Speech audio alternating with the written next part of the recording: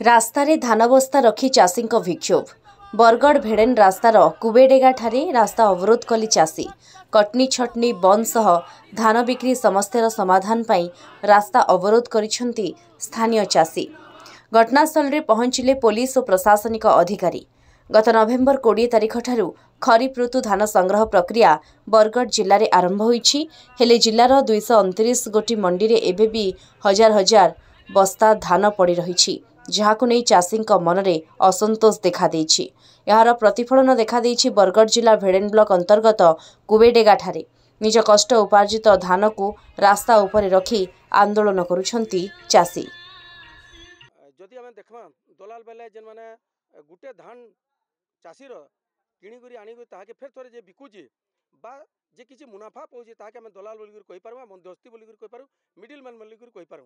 2001 সালু দলাল মুক্ত মন্ডি ভাবে কহুবার সরকার মানে আজি পর্যন্ত কৌশি মন্ডিরে দলাল মুক্ত করে নুহে পারন এবং কটনি চটনি যেন এফএক্যু নাঁরে দলাল মানুষ পুরৌছন। আমি যদি কহমা আজি ওড়িশা সরকার বিনা কটনিরে ধান কিনা বিকা হওয়া বলিকি কইলে, কিন্তু এনালাইজর মেସିନ୍ আনিকি মুখ্যমন্ত্রী নিজে বরগড় জেলার দলালি আরম্ভ কলে। কারণ বরগড় জেলার চাষী মানে আগর যেন প্রক্রিয়া ধান বিকুলে সে প্রক্রিয়ার ধান বিকমু যেতলে বুলুছন সে কুহযাচ্ছে আপনার ডিসকোয়ালিফাଏ ধান है, আপনার এফএক্যু ধান নুহে से आप एनालाइजर मेसीन टेस्ट कले जाकि आपंकर धानटा बिक्री हेबा। आम जिते एनालाइजर मेसीन के सन्ना धान धरिक जाऊँ संपूर्ण भल सन्ना धान के भी डिस्क्वालिफाए करुच्ची। तार अर्थ मुख्यमंत्री निजे दलाल और जेन मैंने विधानसभा कहन जे दलाल मुक्त आम करुँ बोलिक से कृषक संगठन तरफ में आह्वान करुँ, आसुन आपंकर कर्मीयान कि आपंकर दलाल मैंने प्रत्येक मंडी में अच्छा देखबे।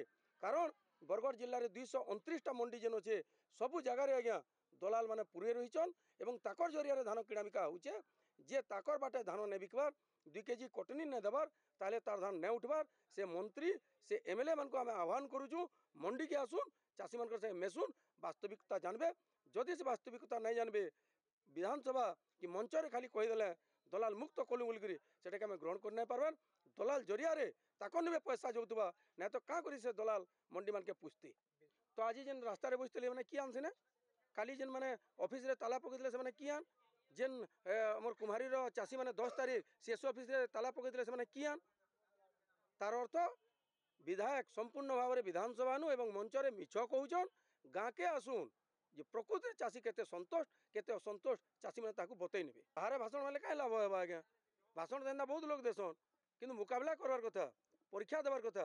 मंडी के आसुन चाषी मैंने बतई देवे केते संतुष्ट अच्छा।